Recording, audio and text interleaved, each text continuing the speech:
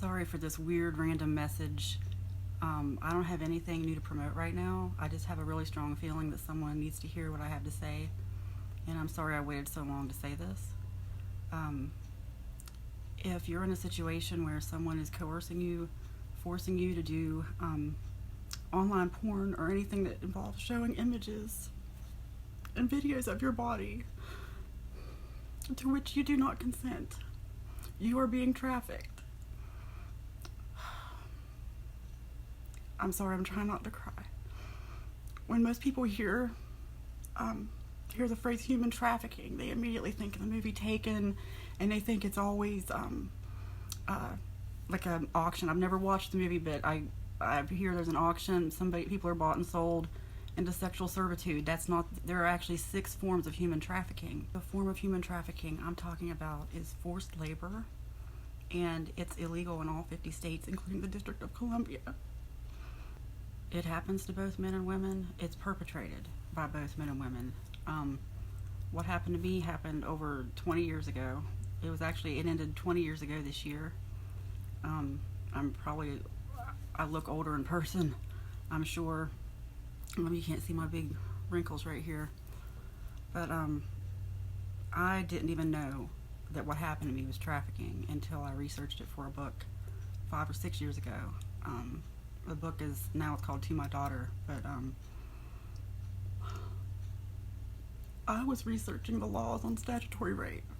That's how I wrote the original story. It's the sequel to Safe With Me. I mean, a prequel, sort of written in a form of a sequel and a prequel. But when I researched, I was just trying to figure out how long some of her people, like there's a character named Jerry and a character named Elliot in Safe With Me, and I was trying to research how long they would have done for statutory rape, and I was putting all that together. Well, I didn't know that even at the time they would have gone to jail for trafficking. And when I realized it happened to my character, I realized it also happened to me. And when I show in the story it happening to her, she had a few violent things happen, but really her coercion was mainly in the form of emotional manipulation. For me personally, what happened, I was a little older than her. There was no statutory rape involved. Someone coerced me into doing porn. Being a webcam girl, I call him just a cam girl now, but I was forced to do that for over 2 years. I also he did hold me at gunpoint and knife point. He choked me. There was constantly some kind of violence, even though it didn't really start like. It started when he blackmailed me with pictures, and it could be how it started with you two.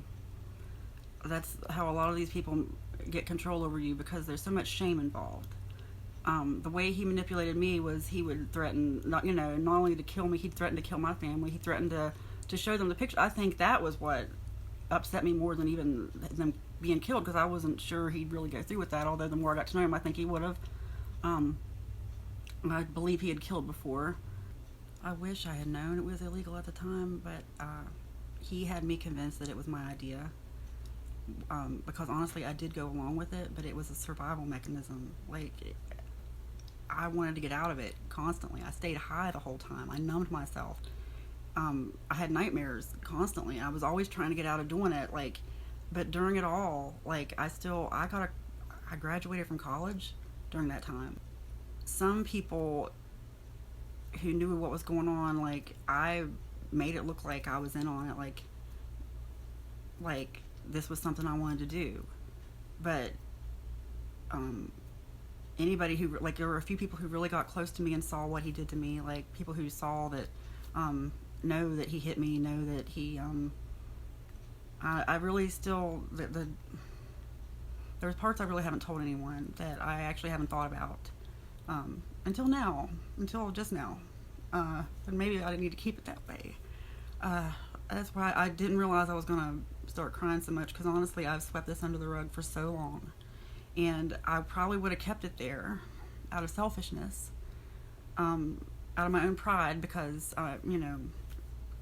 I just wanted to stay private after that happened. Honestly, it's been scared me to death to put my face out there. But now I realize I could have helped people. And if someone does share my images, even now, they're sharing them without my consent, and I will have them arrested. What happened to me, I think, out of just survival, I went along. There were things, I even learned how to design websites during that time. Because if he's going to put out pictures of me or images, and he had the worst web design skills. It was just terrible. I'm like, well, if you're going to force me into this, I'm going to go ahead. I'm going to bloom where I'm planted, I guess. But I really think it was just survival, because I threw myself into that part of it. And I learned how to design websites, not just for me, but for other people. And it's something I still know how to do. I learned how to design websites back when we actually had to learn HTML, and before cascading style sheets, that's CSS files. I mean, I actually had to design the stuff and upload it and via FTP. Anyway, I learned a lot of skills back then that I still apply to this day. So I guess I just try to look for a silver lining. That's all I can really do. And maybe you've done the same thing. Maybe you've learned skills. Like, just because you can apply it to OnlyFans or whatever. I'm not saying there's anything wrong with OnlyFans. It's just if it's without your consent that you're on OnlyFans, that's a problem, okay? You might have skills already that you don't realize that you could apply elsewhere. There is hope for you. Don't let anybody just shame you into doing this. Like, get them arrested for it if they share your images. Call the police if you have to. If maybe you have to hold on for a little while longer. I don't know. When I got out of it, I actually, part of it was I started going to counseling at a rape and domestic violence center. And they didn't even mention the word trafficking to me, but there was just a lot went on to help me get out of it. And he still stalked me for years. He stalked me across state lines. He I'm pretty sure contacted employers when he found out and sent them images, which, like, I wish I'd known it was illegal at the time. But it's made me stronger.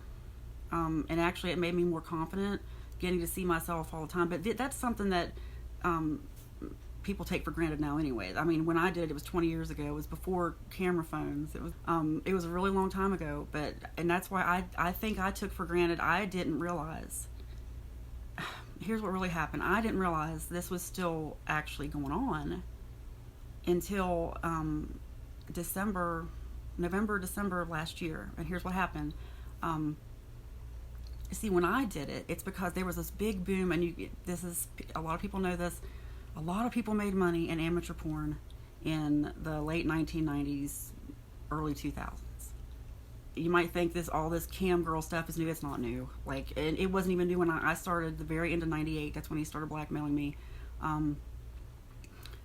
And there were people who were doing it before me, but I got in just as the bubble was about to burst. If I had stayed in the business, I would have had to, anyway, I won't go into all the particulars of the business aspect of it. Wow, I'm just remembering a lot now. Anyway, even though, what I'm trying to get to is, even though you might have a normal life and think this is your idea, if it's a situation you can't get out of, it's wrong. Okay, that's being trafficked. Okay, so here's what happened. I had to have surgery. I started last year. I developed a large cyst on my pancreas, and that cyst actually caused me to lose like 50 pounds and ended up in the emergency room like 8 times. Well, one of the emergency room trips in the hospital, in the bathroom, I was shocked to see a poster hang up that said basically what I'm telling you right now. If someone is coercing you or manipulating you into doing porn or any kind of, anything similar online for money, or even, I don't even know if money has to be involved, but if you're being forced into that kind of labor, it's a situation you can't get out of, you are being trafficked. And I saw one of those signs and I just started crying. I'm like, wow, I mean, I wish I'd seen that. I wish that I had seen that 20 years ago, but it wasn't something people were, there were laws, it turns out, but it just wasn't something people talk about. You still don't hear about it. That's why it's good that there's a poster hanging up. Like, I think it's because there's so much shame involved. Like, I didn't want to put my face to it. That's why I didn't want to own up to the story I wrote. Like, and I'll talk more about that later if anyone's interested, but that's what really brings me back here. I haven't been sure that I'm even going to publish another book. I waffle on that pretty much every day. But what I do know is that I've heard from people who I didn't realize were in similar situations. I've gotten emails from people over the years where one just really broke my heart, where she said, "There's hope for me." She goes, "Your book made me think that there's hope for me." There's so much more I want to say, but really I didn't come here to say that right now. If you'd like to hear more, I'm not going to have comments turned on YouTube, but I'll have them on Facebook, and if you'd like to leave them there, and I might even start, I've really gotten addicted to TikTok lately, and I might start doing a TikTok channel where I talk about it. I may go ahead and release some sequels. I really don't know. Also, and I'll talk more about this later too, maybe, I think there's someone lately who's trying to impersonate me online. Anyway, I really don't want to, I don't want to say a whole lot else because I don't want to send any trolls or anything her way, but I'm just going to say that I'm the person who wrote Safe With Me. I wrote under a pen name, Shaina Richmond. Anyway, if you'd like to hear more, like I said, just leave a comment. I'm not really sure what I'm doing with my life these days. I just know that ever since I saw that sign hanging in that bathroom, I felt incredibly guilty for sitting on this information, because once I heard it was trafficking, it made so much sense. It's like, wow, I feel stupid for not knowing that, but you might not know it's trafficking. And if you or someone else is in that kind of situation, I just wanted to pass that information along. And hopefully there aren't other circumstances that'll prevent you from calling the police. As I sit here and talk, I realize I need to do something more to help. And so I'll work on that, because there's hope for you. You haven't ruined your life. I promise. You need to move past this. Don't live your life in shame. That's no life. Trust me. I've done it. I've been doing it for 20 years. You have nothing to be ashamed of. This isn't your fault. I'm going to work on a way to try to get us out of this. To try to help all of us. And maybe you're also another thing that I just have a feeling. Maybe I just have a strong feeling to say this too. I mean, one of the reasons I wrote Safe With Me was because I didn't like the heroines I saw in books I tried to read. I'm not much of a reader, actually, but I was looking for books to read, and I ended up writing an anti-heroine, which I didn't even realize that's what I was writing, but I guess that's who I am in real life. And so for all the anti-heroines out there, people who, maybe you've been to prison, maybe you're on home confinement, maybe you can't pass a background check for those reasons, and you think that you have to be stuck to that kind of money. You don't. There are other ways to make money online. Thank you for listening if you made it this far, and like I said, sorry I broke down again as I was filming this, but I think I am going to try to come up with a way, maybe, I don't know, my wheels are turning right now, and I'm really glad I did this. I just had a feeling I was supposed to do this today. Maybe it was as much for me as it is for someone else, but I do hope it can help someone. And again, if you're going through that, there's hope for you. Don't give up. Don't give up. If nothing else, you've learned how to take, you learn how to use a tripod. You probably learned how to use lighting. You know how to take videos of yourself. You know your best lighting. Those are skills you can use, and you can make videos of yourself doing something else. And don't worry about it getting leaked back to you. That's illegal. And even if it's not illegal, you know what? I'm just going to say, just don't live your life in shame. It sucks.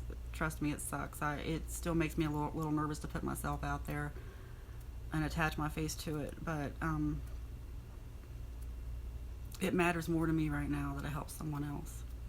Anyway, feel free to leave me a comment on Facebook. I don't really know what else to say. And again, thank you for listening.